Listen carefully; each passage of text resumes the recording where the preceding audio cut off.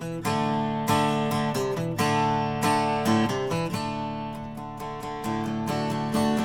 yeah, I tell you something, I think you'll understand when I say that something. I wanna hold your hand, I wanna hold your hand, I wanna hold your hand. And when I touch you, I feel happy inside. It's such a feeling that my love I can't hide, I can't hide, I can't hide. Hey, how you doing? Justin here today. We're checking out I Want to Hold Your Hand by the Beatles. Fab Four come up with the goods again. This is a great song for beginners. I'll show you a couple of ways of fancying it up a bit like the record, but really I think this song's a great one for just playing if you're starting out and you've got your open chords together and stuff. As usual, I think that you should start off with really simple strumming, right? So we're going to first look at it with just 4 down strums to the bar, okay? Because that's really the best way. I'm also going to leave off the intro just for now because that's a little bit complicated. So we would have been finished the intro on the D there, so... Oh yeah, G, tell you D chord, E minor, I think you'll under B7.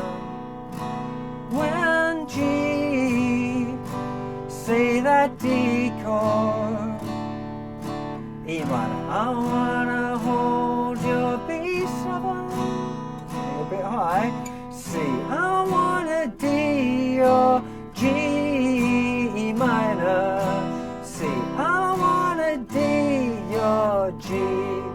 That sounds kind of weird, doesn't it? Middle 8, D minor, and when I G you, I feel C chord in A minor,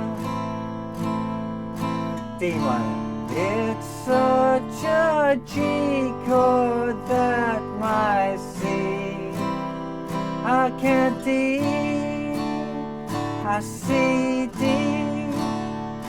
C D, 2, 3, 4, 1, 2, 3, 4, and then we're back at the verse again. So that was the verse, the chorus, and the middle section that I just went through. So let's talk about each one in a little bit more detail. So the verse, it's very easy to remember in that it just goes G, D, E minor, B7 twice. Right? It's a very common chord sequence. G, D, E minor, B7.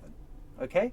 That's all of that first verse. So G, now actually I should point out as well, sometimes I'm playing G chord with just using my 2nd, 3rd and 4th fingers. Right? If you're a beginner, it's completely normal to be using fingers 1, 2 and 3 or 1, 2, 3 and 4. It doesn't really matter. I just find it a little easier to use my 2nd, 3rd and 4th fingers, and you might too in the future, but don't worry about it if you can't do it that way right away. Really, it's not a big deal at this stage. So we start off with a G, then to D,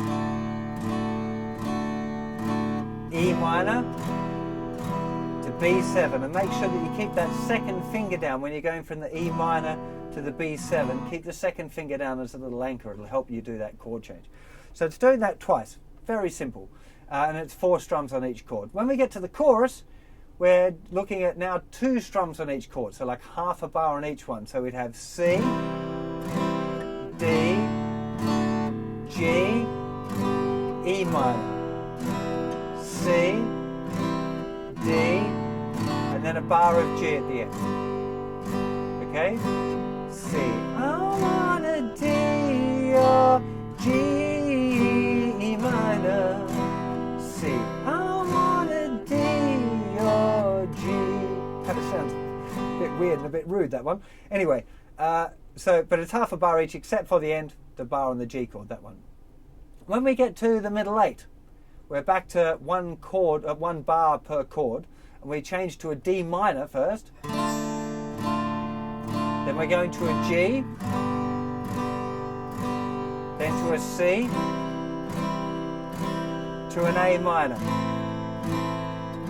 Second time through, D minor, G, then to C. Now it goes a little bit weird.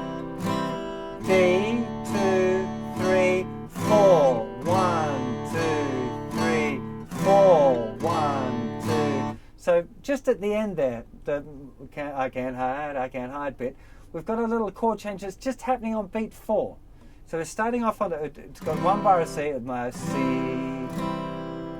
I can't, D, 2, 3, C, 1, 2, 3, 4, 1, 2, and then it just stays on D for 2 bars. And it's just like the intro. So you'd use that last little section there for the intro if you want. Doing C, 2, 3, 4, D, 2, 3, 4, D, 2, 3, 4, D, 2, 3, 4, D. Put a little build on if you want there, double time it and do a little bit of crescendo, make it a little, build up into the song there. That can be kind of an interesting way of doing it. Now, if you want to get a little bit more fancy with it, okay, so that's the basic shell of the song. You should be able to play the whole tune through with that much information. But if you want to start kind of getting a little bit more fancy, a few things that you might want to do. For the verses, Old Faithful works great. Down, down, up, down, down, down, up, down, D, up.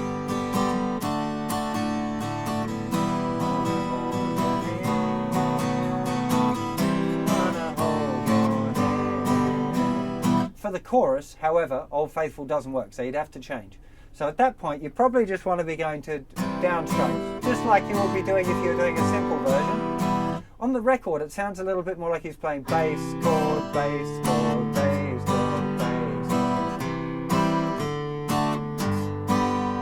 So hitting kind of the bass strings, then a normal strum. So 1, 2, 3, 4, 1, 2, 3, 4. So if you want to fancy it up even more, I'd recommend probably just staying with the kind of pretty straight strumming on that one.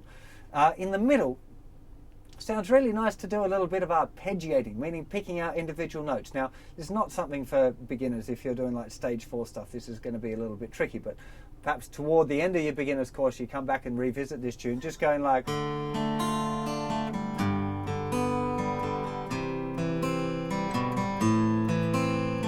that kind of thing. Or even simpler if you're going...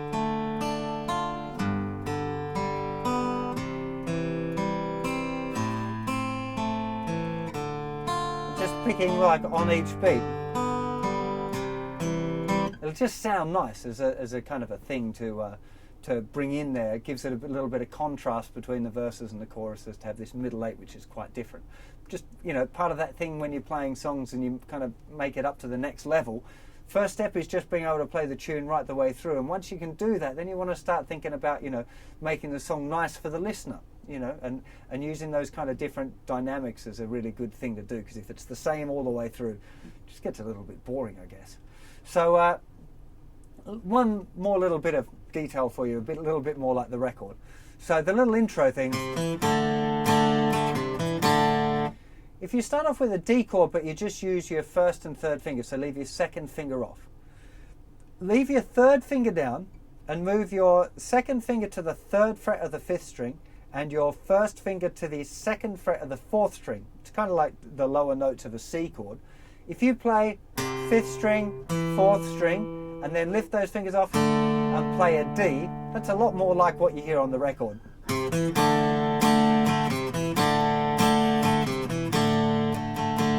For both the intro and that part at the end of the middle, right? So the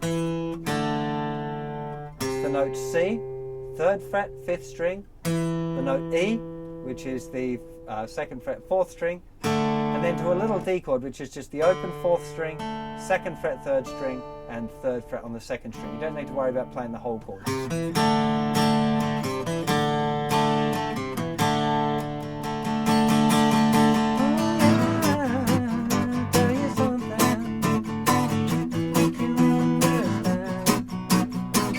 And on the original recording, it's a lot more rock and roll than the kind of strummy things that we've been looking at.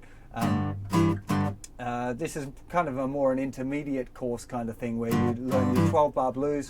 We'll cover this sort of 12-bar blues in the beginner's course. In the intermediate course, we do it as bar chords. that's kind of more what's going on the original recording, is that kind of rhythm, for those of you that are into checking that out as well. But okay, I think you should be able to play this tune now a number of different ways. Remember, beginners, just keep it simple. Really important. Stay simple, play the tune. Don't stop for the chord changes, that's the big deal. See if you can get through this one, and then as you kind of develop as a guitar player, you can start to add in some of these extra ideas. So hope you have a lot of fun with this one. I'll see you for another lesson very soon. Take care of yourselves. Bye-bye.